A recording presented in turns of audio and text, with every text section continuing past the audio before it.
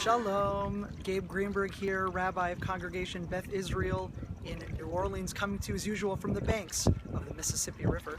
In this week's Torah portion, Parshat Eikev, we read a passage which describes a fundamental relationship between the actions of Bnei Yisrael, the children of Israel, and how God and the land of Israel will respond. Namely, V'haya im shamoa, if the children of Israel listen to the commandments of God and fulfill their obligations in the land, then God will provide rain in the land, our wheat fields will prosper, we'll have oil, our cattle will do very well.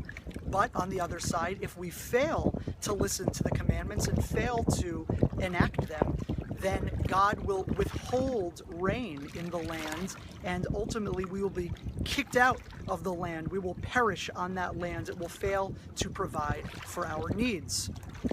Now, reading this passage, which has been incorporated into the Shema being the daily recitation of faith and belief for Jews around the world, this being such a central part of our daily liturgy, reading it as a modern can be difficult, for it seems that in my life, and perhaps as your life as well, there is not a direct correlation between one's actions in the world and the weather and agriculture.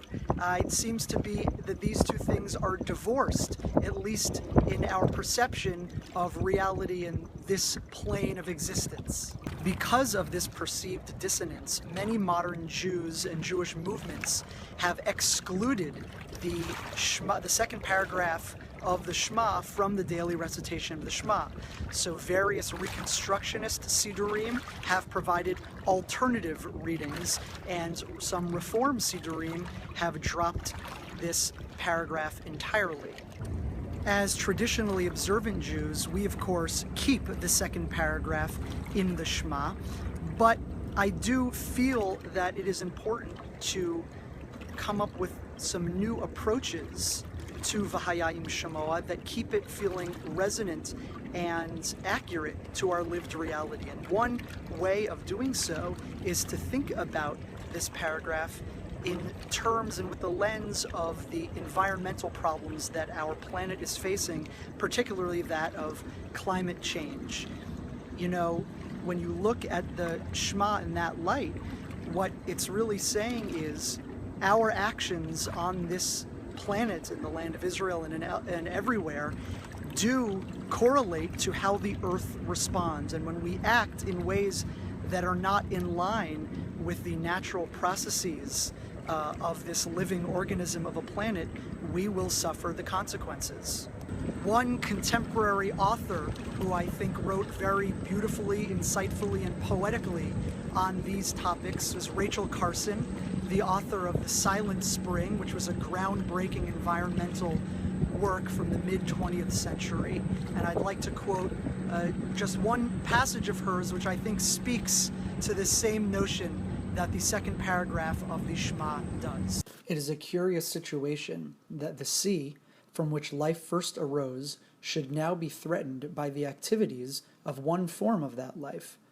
But the sea, though changed in a sinister way, will continue to exist. The threat is rather to life itself. So too, we trust that life and living will continue in the land of Israel and in the world. But it is upon us to amend our actions, both individually and societally, to ensure that human life in a robust, healthy, and happy way can continue to flourish all around the world and for all peoples. V'haya im shamoa tishma'u.